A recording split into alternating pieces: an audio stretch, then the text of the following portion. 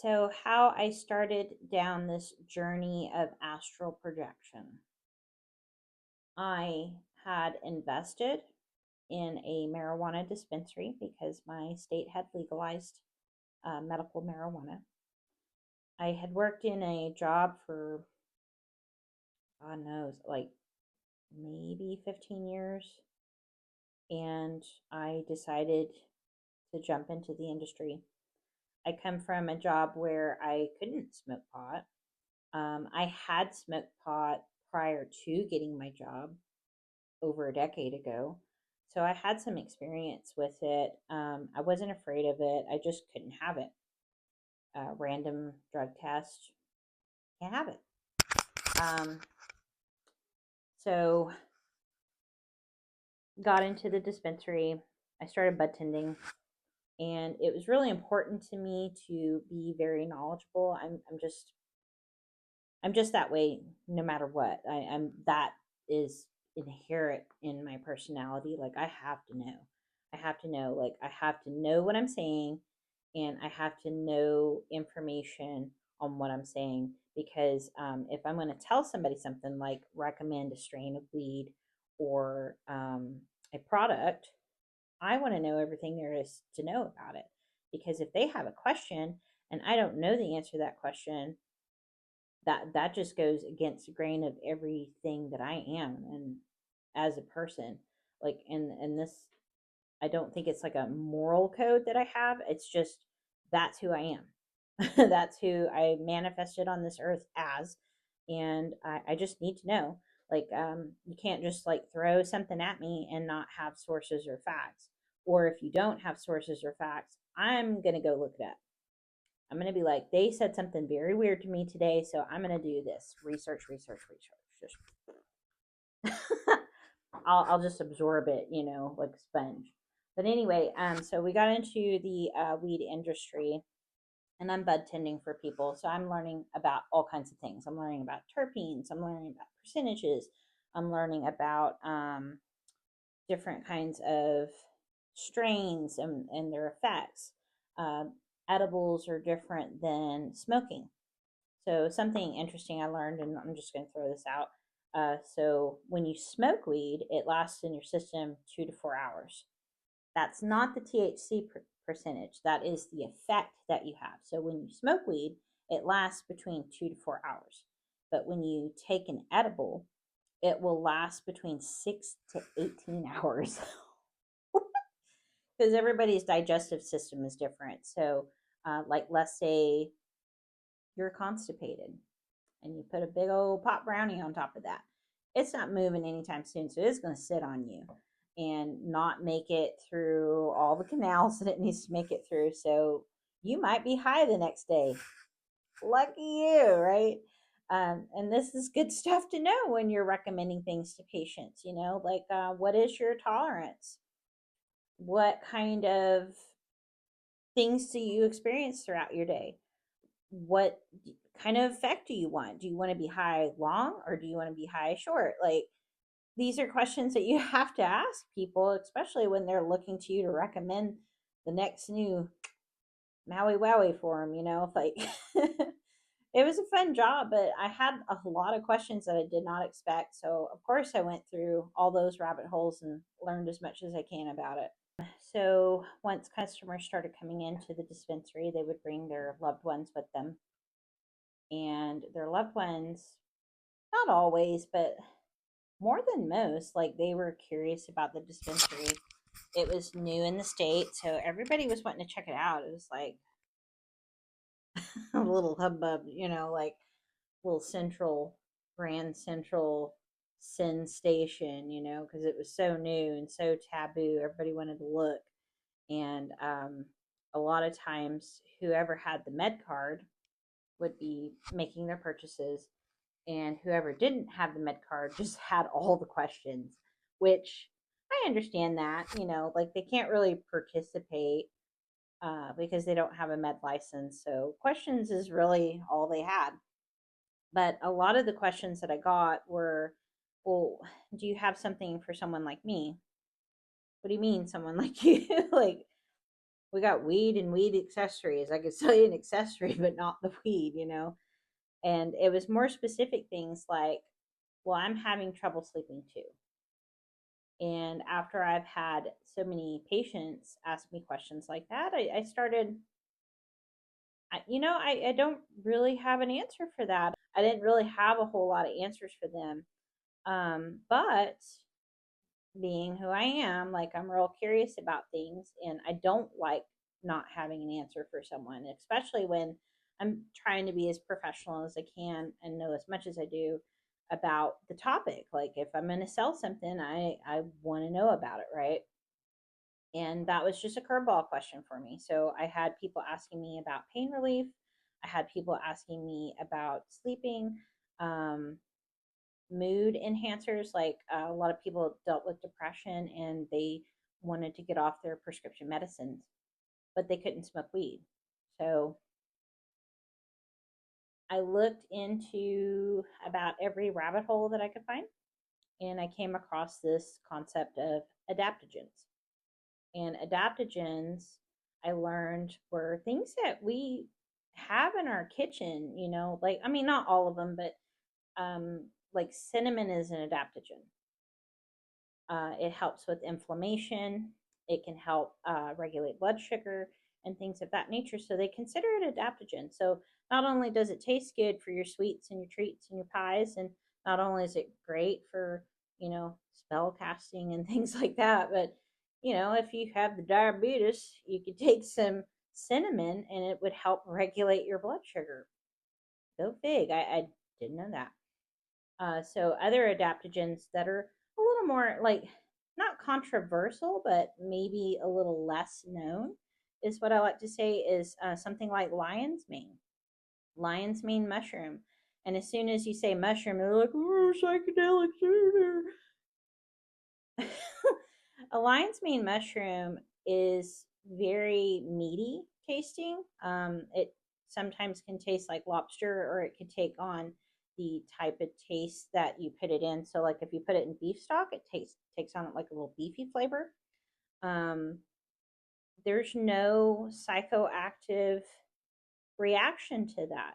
And lion's mane is a big one. Like it helps with brain focus, and there's a lot of studies out there that say that it helps with Alzheimer's, dementia, things like that. Um, it's been lovingly referred to as the natural Adderall. So when I went down this tunnel of adaptogens, I was like, wow, I never thought of that. Like they say you are what you eat, and to eat right, to have building blocks for your body and stuff. But I never thought about it. Like I knew that ancient people used herbs and food as medicine, but it was really more of a statement of an understood concept. Like I understood this concept and that makes sense. So I don't need to look any further than that, right? But once I started going down it a little bit more, I was like, there's a lot of things that people could do. As I went down the adaptogen rabbit hole, I started looking at things differently. So we would sell packages of gummies, edibles, things like that, that would have like a measurement of milligrams on it. And I never thought of this. Like, I couldn't believe how silly I was. Like, I never thought or considered the idea of milligrams. Um, but anyway, I was thinking as I was selling gummies to patients, I'm looking at the bag going milligrams, right? So I'm looking at a 100 milligram bag of gummies, and each individual gummy is like 10 milligrams a piece. Now, caffeine in soda is measured in milligrams. Why didn't I think of this concept? Why didn't I think of caffeine as being like a controlled substance that we give to our baby, you know? Here, toddler, have caffeine, like I never thought of it. I know damn sure my parents never thought of it because they sure enough gave me a soda. And I'm not saying they're wrong for that. I gave my child a soda, you know. I I'm not saying I'm wrong or I regret that either. I just didn't think about it. Didn't think about it. Here's what was so crazy about this. So I never considered, and maybe I'm dumb. I mean, I know I'm capable of it, but maybe I'm fucking dumb. Like, I never considered how much caffeine I was taking, right? So what I mean is like you crack open a soda, you drink it, you set it down, crack open another one, drink it, set it down. Now, I wouldn't like soda like that, but in most cases, like you would have a soda at home, like let's say you go out to eat dinner, you have a soda there. How much caffeine do you think you had? I loved Monsters. I would crack one of those open, drink it in the morning, and wonder why I couldn't go to sleep at night. Because in between that, I would have the Monster. I would probably have some sort of soda at lunch and then at dinner, you know, maybe 450 milligrams of caffeine. Never thought of it. Never thought of caffeine being an adaptogen, a natural thing that we have access to in our kitchen that has some sort of medicinal benefit to us. And the medicinal benefit of caffeine is what? Make you perky, wakes you up, right? So it's being an adaptogen. Never thought of it like that. And sometimes it just takes that moment of kind of looking at something in a different way in order for it to sink in differently. You know, it's just, it felt so dumb. It was like, so, duh. It's been there the whole time, you know, like why wouldn't I consider this? Why didn't I think about that? That's it. That's nuts. And then lay in bed and wonder why I can't sleep. Never thought of it. And I know that sounds silly. That sounds silly, but I think that's what most of us do, and maybe not. It just we just don't think about things because when things get normalized so much, we don't question them anymore. We don't question what we're doing or why we're doing it because we've always done it that way, you know. So I started looking at milligrams on things like caffeine and found out caffeine is an adaptogen. Didn't know that. It's a stimulant. It provides energy, it provides focus, much like the lion's mane mushroom. But which one gets a bad rap? Because we associate mushrooms with being magical, right? That doesn't mean that magical is, you know, psychedelic. Magical could be because it's medicinal and it works. You magically have no pain. You magically have more focus. You magically can sleep better, you know? So I started looking into adaptogens and taking them seriously. So, how do adaptogens get into lucid dreaming and astral travel? Here's how. I will never recommend anybody try anything that I don't know about. So I used myself as a guinea pig a lot. So the biggest question that all my dispensary folks had for me was sleeping. Sleeping was the biggest one that they had. I can't sleep at night. Why can I not sleep? I'm on this medication, this medication, this medication, and I still can't sleep. So I started going down that whole path of purchasing herbs, blending them up. And mind you, these are over the counter in the grocery store type herbs. Some of them I had to get online just to get a bigger bulk order of things. But as I started getting things like chamomile, lavender, things like that. I started blending them up for myself. I had stopped smoking pot because some adaptogens they just won't work with other things. Like you have to do your research on it. And I kind of thought pot is like a stimulant now, kind of like caffeine. So I was looking at things differently and trying to take it seriously. So what I did was is I'd blend these herbs up and I would either brew them in a tea or I would take my joint roller and I would roll up what I would call tea joints. And it was the herbs that I had, like the chamomile and stuff, and I would smoke those before bed. I was just trying different ways. So I tried to ingest it drinking and tea. I tried to ingest it smoking. I tried to ingest it pill form. I would capsulate my own pills. And as I was doing this, I started adding more and more herbs together because another thing with adaptogens is if you get the right amount of things, they kind of coincide with each other. So things like lemon balm and passion flower love each other. They're besties. They are besties and they work well together.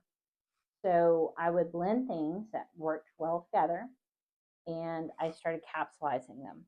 And this is how I started on my lucid dream journey, trying to answer questions for the patients at the dispensary. um, so I started taking these pills before night and blended herb pills that I made for myself.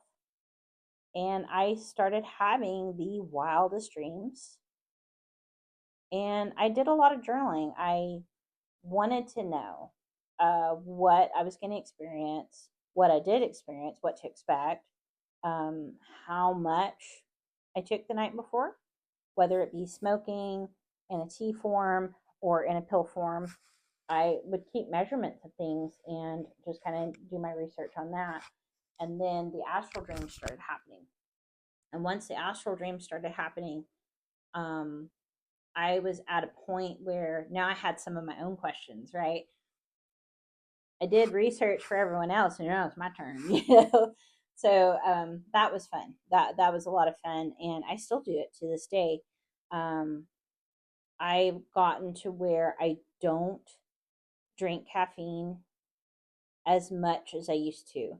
I still will every once in a while. I'm human.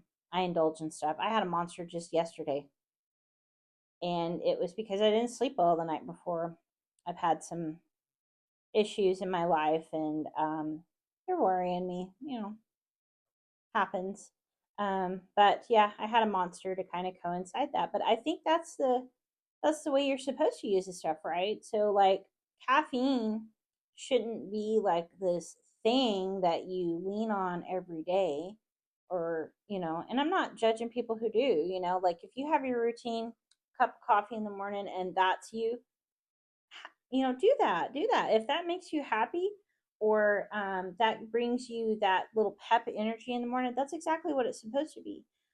My point is I don't think that we're supposed to be mainlining this stuff all day. Breakfast, lunch, and dinner, snacks in between. Here, let me take a little 5-hour shot. Like it's too much. We're too saturated in things. And I'm not a doctor, obviously. But just my own personal experience is I couldn't sleep. I couldn't sleep because I thought I needed a soda. I thought I needed a monster, and as I started taking those things away from myself and kind of letting myself detox from it and having it at specific times and cutting myself off at a certain time, regulating myself, like you would with a medication, um, started having the best results ever. I slept better. I slept so much better. And I was waking up earlier because I was sleeping better. And I had so much more time during my day. And as far as the people at the dispensary, I started telling them, go home, make you some chamomile tea. Get you some lemon balm. Roll that with your husband's joint roller. you know and they started surprisingly had like really good results with it too, but it gave them some comfort too. So it's like, wow, I can really do something about this. And and this is kind of cool, just thinking outside of the box on such a stagnant thing in our life that we didn't even know was stagnant.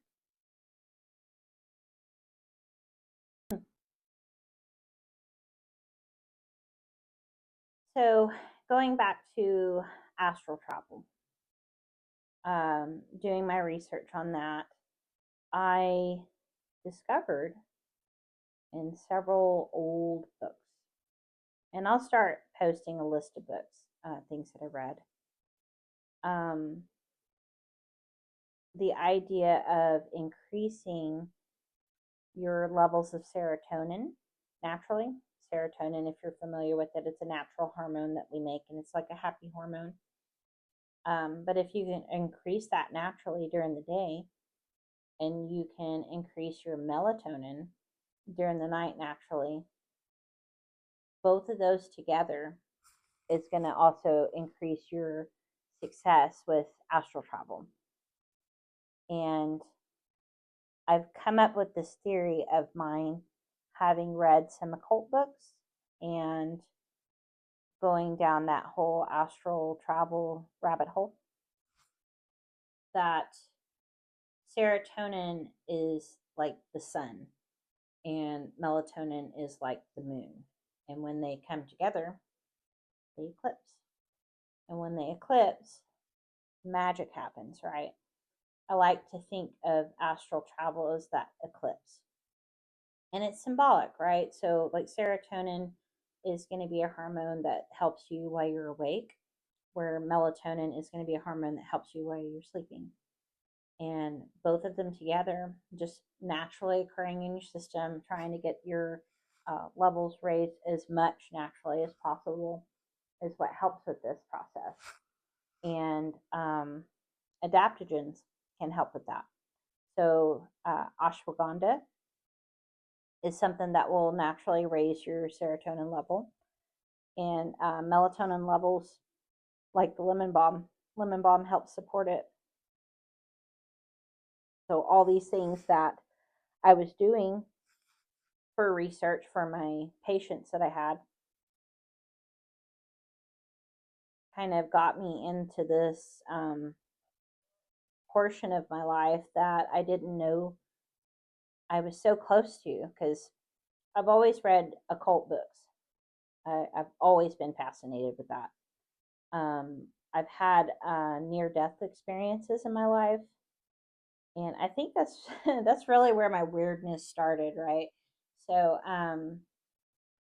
I drowned twice in my life, survived it. Yay me, but it was definitely something that I don't recommend. Drowning sucks. It hurts. It hurts a lot. And if you've went through that, I'm sorry. Um, but anyway, so I had an outer body experience uh, during both times when I drowned. Now, I I didn't think that they were the same as my outer body experience, astral travel, when I'm attempting to when I go to bed. I think it's completely different when you are near death and traveling than when you are astral traveling intentionally. We spend half our lives sleeping. And this is just a theory I have. We spend half our lives sleeping. What is that for? I mean, what makes sense is rest, right? Rejuvenation. Our body works on healing itself, and our brain has a moment to kind of like decompress from the day and take all the knowledge that it has to just kind of like chew on it, really. This is what I think. I think that when we sleep, we're supposed to practice dying. And I don't mean that as morbid as it sounds. I think that's exactly what this is. It's a practice of dying. It makes me want to live a longer life, just to have more experience over there, just to be awake and talk to other awake people and just be like, this cool thing that happened, and you were there, and you were there, and you were there. Everybody. um, I think we're supposed to practice dying in our sleep to ready us for that next big journey, whatever it is. I think that's what this is. Maybe I am crazy. Maybe not. Like, I don't know. I know that it's enriched my life more. It's like I I have this secret that I can't really tell anybody about it. It's my secret. But I can tell you. I can tell you about it, and that makes me so happy. So I want to tell somebody. I want to talk about it. So I got asked if I had seen ghosts before, and the answer is yes. That's just a short answer. Long answer is, after my near death experiences, I felt sensitive, and I didn't have a word for it until recently. I was like, oh, I'm sensitive. That makes sense. Finally, in my big age, I have some terminology to use that makes sense, that other people seem to be relating to as well. But I never looked at myself as like a sensitive person. It was just always, I was a weird girl. Um, I identified with being a goth. I still do. It's just something that you either are or you aren't. Um, you can always be one and then discover you're one, but you will never force yourself to be one, if that makes sense. Um, I always loved the dark and macabre and spooky. Just felt like besties with it. Like spiders never scared me, things like that. But yes, I had seen dead people before, and my mom, I scared her one night because I had sat up in bed. I was asleep. I was fast asleep. I was set up in bed, and I was talking to my dead grandmother. This was my grandmother on my mom's side.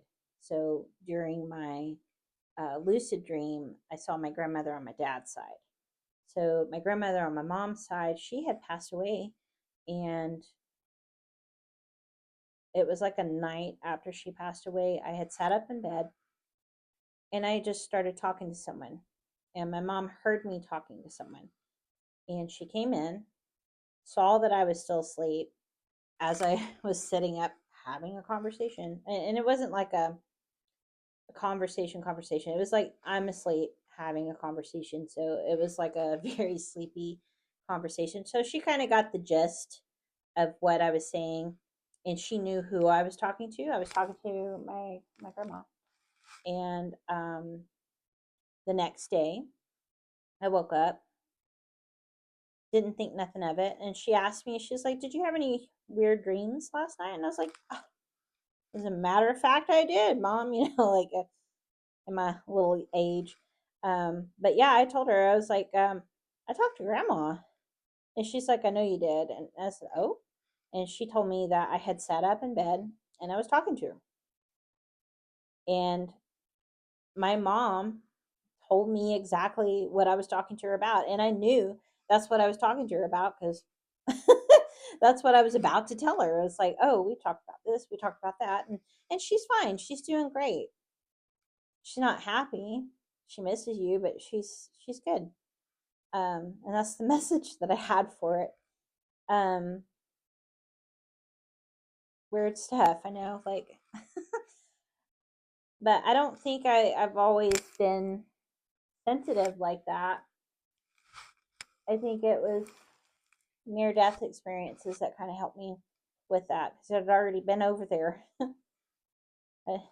Not on purpose, but So, how that got into astral travel, I feel like is a natural thing for me. It's like maybe it took me a long time to get there, but I got there because I was probably meant to be there this whole time. I don't know, like when something's weird or you're not really encouraged with it, you know, you just kind of, I don't want to be the weird one. I want to fit in. I want to have friends. I don't want to be made fun of or bullied or, you know, kind of gave in to that a little bit. I tried talking to spirits because I knew I could. Like, I had talked to dead loved ones. I talked to my grandpa. Like, I've got a lot of stories. I'm trying to stick to some basic stories just to kind of share my experiences. But I did. I started practicing things more in my teenage years because, I became a little less afraid of fitting in and things like that. I think being a goth kind of helps, where you just really don't give a shit what other people think. You kind of see the world for what it is and not what you want it to be. And that really helped a lot, having that kind of outlook on things where, yeah, the world's bleak, but it's also beautiful, and it's all a matter of people's perceptions of that. They either get it or they don't. And if they don't, you just keep looking, like I would, let them weigh you down. Um, but anyway, so I started talking to spirits. Um, my house was not that far from a family cemetery, and it was an old one too. Like these gravestones were from like 1910s, 1920s, things like that. And it was so overgrown that you couldn't see the headstones. They were there. You couldn't see them, but if you walked from the house, you could go into the cemetery and the grass would be up to your waist, but hot damn, you would find some like really interesting stuff, read the tombstones and things like that. I used to pull weeds off of it, and just kind of talk to the people there and be like, I'm sorry, no one knows you're here. I'm sure someone did at some point, but it doesn't look like they've been here for a while. Um, come back home, I'd have ticks because tall grass. So I'd go home, take the ticks off, but it was worth it. Just being close to that and kind of exploring this person I am today back then. But yeah, any time that I would be home by myself, I would try to like kind of flex this sensitivity that I was feeling, and I would feel like a presence walking around the house. Didn't really know who it was. Sometimes I would hear voices.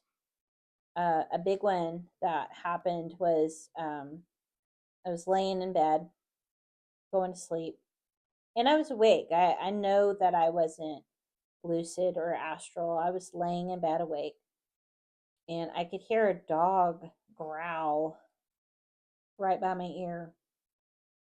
And I looked at it, and it stopped. I guess doggies are ghosts too. But that was the first animal experience that I had. Just a lot of weird stuff.